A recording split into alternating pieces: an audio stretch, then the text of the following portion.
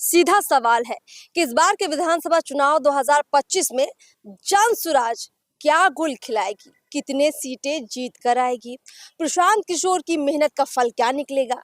Party के अंदर तमाम बड़े बड़े जो नेता मैदान में डटे हुए हैं, जनता उनको कितना पसंद कर रही है, वोट शेयर कितना होगा, कुछ टक्कर दे पाएगी या फिर अभी अगले चुनाव का इनको इंतजार करना पड़ेगा। ये सब वाजिब सवाल है जिनके जवाब हम लेंगे मनोज भारती जी से, जो कि जनसुराज के प्रदेश अध्यक्ष हैं। आपका बहुत बहुत स्वागत है हमारे चैनल पर। धन्यवाद। आपके दर्शकों को भी मैं आपकी शुभकामनाएं देता तो हूं। मैं अर्पिता आपका स्वागत इस तौर पे भी करती हूँ कि एक ब्यूरोक्रेट से आप राजनीति में भी आए और डिप्लोमेट से आप राजनीति में भी आए और अब बिहार को भी आप समझ रहे हैं बिहारी, लेकिन पहले आप दुनिया भर में घूम रहे थे, देश भर में घूम रहे थे, आप बिहार में घूम रहे हैं। घूम कर क्या समझ में आया, कितना वोट पड़ रहा है, जनता ने आपको कितना प्यार दिया है और उसका क्या परिणाम निकल रहा है, कितना जीत रहे हैं, कितनी सीटें? पहले बात तो इस बात का जवाब दे दे कि क्या समझ में आया है।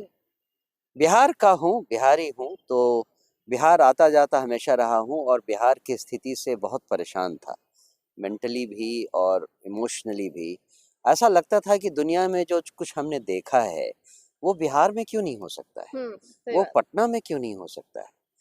अगर तेहरान ऐसा शहर, अगर अंकारा जैसा शहर इतना अच्छा दिख सकता है, इतने अच्छे से सोशल सिस्टम वहाँ काम कर सकते हैं, तो पटना में क्यों नहीं हो सकता है। ये हमेशा ही दिमाग को परेशान करता रहता था।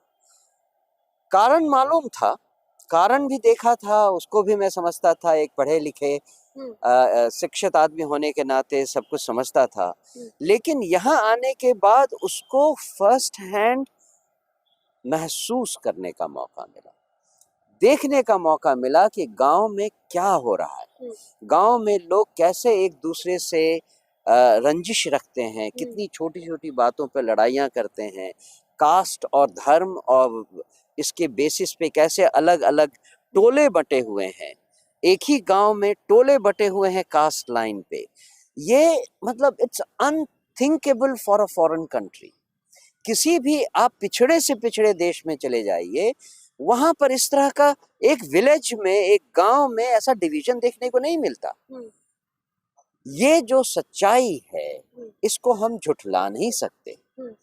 अब इस सच्चाई को कैसे, इस क्राइसिस को कैसे अपॉर्चुनिटी में बदला जाए, इसका रास्ता ढूंढ रहे थे। जनसुराज के बारे में, प्रशांत किशोर जी की बातों के बारे में जब सुना, तब लगा कि एक ईमानदार कोशिश तो बनती है। हम उसी ईमानदार कोशिश के लिए यहाँ हैं। अपनी तरफ से हमने जी जान से इस बात की कोशिश की है कि पहले तो सिस्टम को समझें, उसके बाद अपना योगदान। सिस्टम ने आपको समझा है, मतलब बिहार के लोगों ने आपको समझा है? बिहार के लोगों ने तो हमें समझ लिया। उन्हें एक बात का पता चल गया है कि अगर हमारे जैसा आदमी बिहार में वापस आकर दिन रात दौड़ने के लिए, गांव गलियों और नालियों में चलने के लिए तैयार है, तो कुछ ना कुछ तो बात जरूर है। वो जो फीलिंग है, वो जो एहसास है लोगों में, आम लोगों में, वो जो एहसास है वही हमारी जीत है। देखिए, आप चूंकि पहली बार चुनाव में आजमाए जा रहे हैं और जब कोई पहली बार आता है तो चाहे वो मेहमान हो, चाहे वो कोई दल हो, स्वागत तो होता ही है। बिहार में भी आपका स्वागत हो रहा है, लेकिन अंदर खाने से ये भी चर्चाएं निकलती हैं कि अभी सब कुछ जनसुराज में अच्छा इसलिए दिख रहा है क्योंकि आप सत्ता में नहीं आए। जिस दिन सत्ता की चाबी आपके हाथ लगेगी, आप भी उड़नछू हो जाएंगे, दरवाजे पर किसी को आने नहीं देंगे और ना किसी के दरवाजे पर जाएंगे। ये आरोप तो लगाएगी ही पब्लिक। निश्चित रूप से सब जगह आरोप लगते हैं, ये भी आरोप लगना चाहिए, लेकिन यहाँ अंतर केवल एक है। बाकी जो दो दल हैं या गठबंधन हैं, उन्होंने आपके ऊपर राज कर लिया। एक ने 15 साल, दूसरे ने 20 साल। वहां का जो आपका एक्सपीरियंस है उससे आप बहुत आहत हैं, आपने बहुत धोखा खाया है। तो क्या आप फिर से उनमें से किसी एक पर भरोसा करना चाहेंगे? फिर से आपने जो एक्सपीरियंस जिया है उसी एक्सपीरियंस को दोहराना चाहेंगे या किसी नए को लाकर ये आशा करेंगे कि शायद ये अलग हो, 20% ही शायद अलग हो। चांसेस तो है ना, कुछ मौका देना चाहिए। मौका देना चाहिए। प्रोबेबिलिटी भी बनती है, चाहे मैथमेटिक्स से देखें, सोशियोलॉजी से देखें, हिस्ट्री से देखें या ज्योग्राफी से देखें। टेस्ट करना जरूरी है। टेस्ट करना जरूरी है और टेस्ट करना भी जरूरी है। टेस्ट करना भी जरूरी दोनों है। ही जरूरी है। टेस्ट आपका है, टेस्ट जनता करेगी। जनता करेगी। और हम जनता से केवल इतना ही कहते हैं कि आप एक्सपायर्ड दवाओं के पीछे अगला 5 साल मत गवाइए। आपने उनको चख लिया है, उनका यूजलेसनेस देख लिया है। एक नई दवा है जो आई है इस बार, एक बार उन्हें ट्राई करके देख ली। आपको ट्राई कर रही है बिहार की पब्लिक, क्योंकि रैलियों में बड़ी भीड़ दिखती है। प्रशांत किशोर हो या आपकी पार्टी के कोई भी नेता हो, भीड़ अच्छी जुटा रहे हैं और उस भीड़ से समझ में ये आ रहा है कि लोगों का इंटरेस्ट थोड़ा दिख रहा है। इसका परिणाम कितना निकाल पा रहे हैं कि मतलब आपको कुछ तो अनुमान होगा ना कि कितनी सीटें विधानसभा में हम लोग ले अनुमान आएंगे? तो है। एक सच्चाई है इस अनुमान को करने के पहले, जो कि हर जगह होती है, ये भी पुराने एक्सपीरियंस के बेस पर ही है। जब कभी ऐसा सोशल मूवमेंट एस्टैब्लिशमेंट के खिलाफ आता है तो जनता के अंदर बहुत सारे साइलेंट वोटर्स होते हैं जो खुलकर सामने नहीं आना चाहते।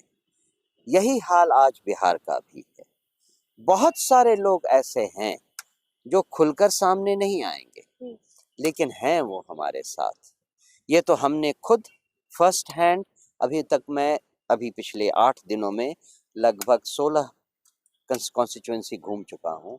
हर जगह मैंने देखा है लोगों में ये चाहत है कि इस बार एक नए को ट्राई करना है, लेकिन वो बोल नहीं रहे।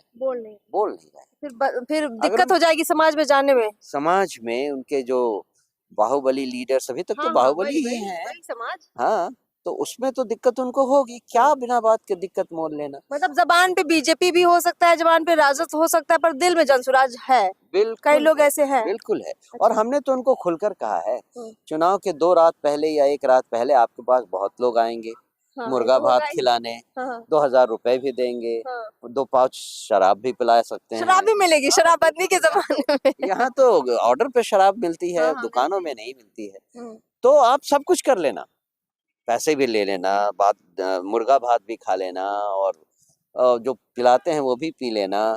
लेकिन जब आप वोटिंग मशीन के सामने रहो तो आप अकेले रहोगे।